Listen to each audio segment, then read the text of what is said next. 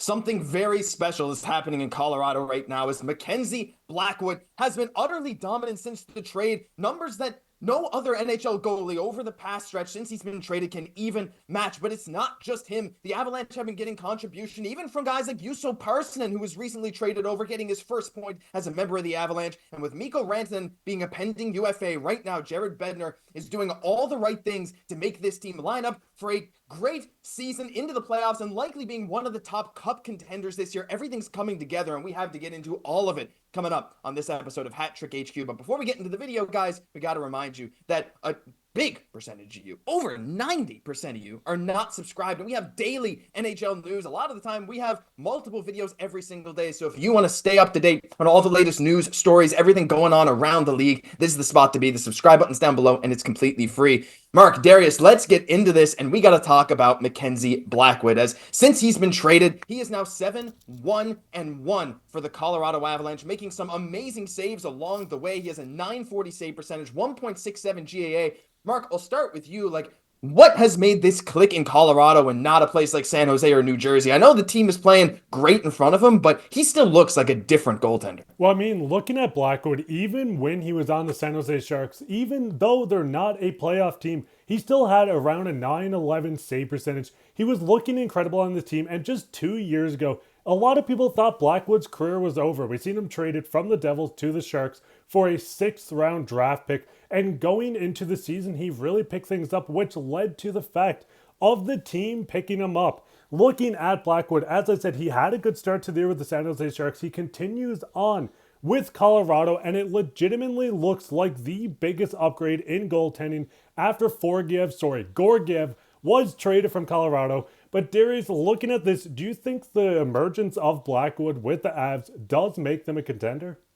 It's not even an emergence at this point. I think this guy was just, floundering away in San Jose because he's always been an above league average goaltender. League average goaltending right now is hovering around 900 save percentage, and he was always well above that. And now he's playing on a good team. And the Avs were dealing with a lot of injury issues earlier this season, right? And I would say that their slow start, if you even want to call it that, was because of that. This was always a good team waiting to break out. They just needed goaltending help, and they finally have that. Nobody's been hotter since he got traded than this guy. So I think this is, potentially the trade of the season. I know we're still a ways away from the trade deadline, but this has completely saved the Avs season. And I think that they're ready and poised to go on a long playoff run here and potentially win a Stanley Cup. When you get a hot goaltender like this, it's tough to beat a team like this, especially when you have obviously the top end talent that they have, the defense core that they have. Everyone's firing on all cylinders right now.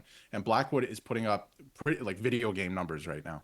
It's kind of crazy to witness this, right? But Blackwood too. It's not just like, oh, he was bad somewhere else, good somewhere here. Like you said, he got traded for a 6th-round pick before, right? So that is an element of it.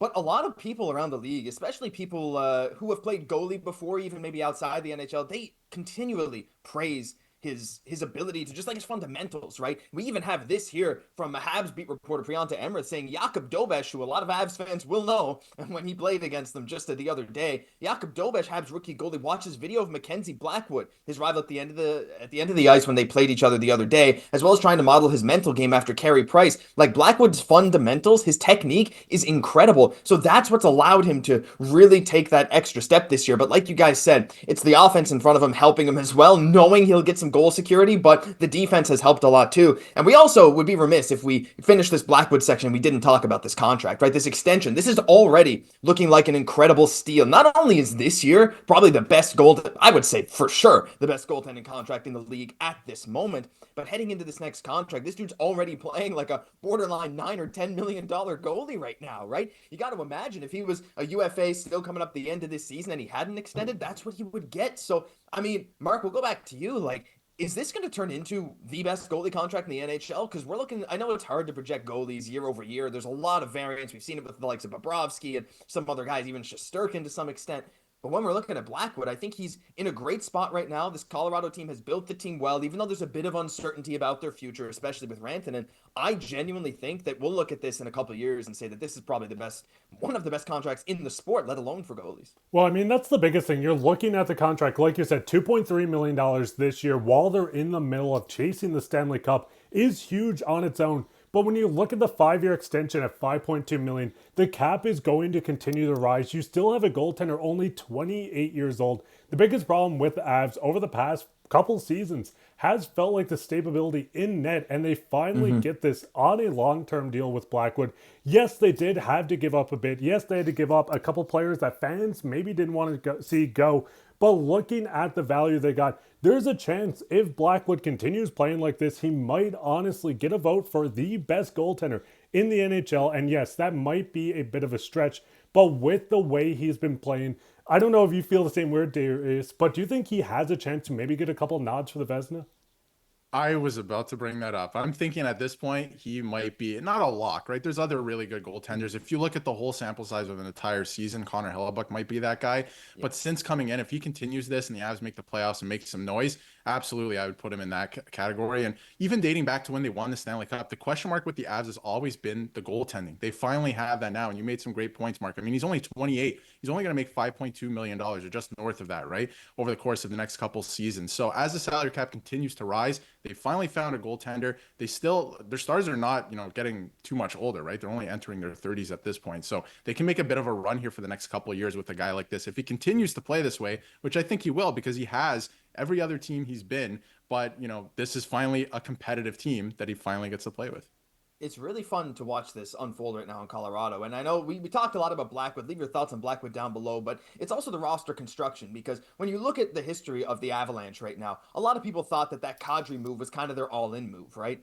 But the Avalanche and their management have done a great job of, even after Kadri goes and all these other things are happening, they've done a great job of building out the lineup you see here today. There have been injury problems, this and that here and there. And like their defense, like their third pairing is, not maybe where they want it to be, but overall, the lineup has been constructed very well. Arturi Lehkonen making a very reasonable amount of money, right? You got MacKinnon, you got Drouin, who you got for only $2.5 million coming over from Montreal, where he didn't have a great time. He's now playing first line. He's really not doing bad this year. You have Rantanen, who's going to be a UFA this coming offseason, but even a guy like Ross Colton has been a standout guy, especially he was off to one of the hottest starts in the league this year. Yes, you maybe want some more production from Middlestat, but even a guy like Parker Kelly, who's your third line center, is playing some good PK minutes. But when you get to that fourth line now, that bottom six, that's where they made some moves, and that Jusso Parssinen trade, I think, is already paying dividends. Avalanche fans seem quite happy with his production so far. I know it's only 1 assist in 4 games, right? He just got his first point recently. However, he's been playing great in the minutes he's gotten, and over his career so far as a young 23-year-old, almost 24, who's an RFA at the end of this season,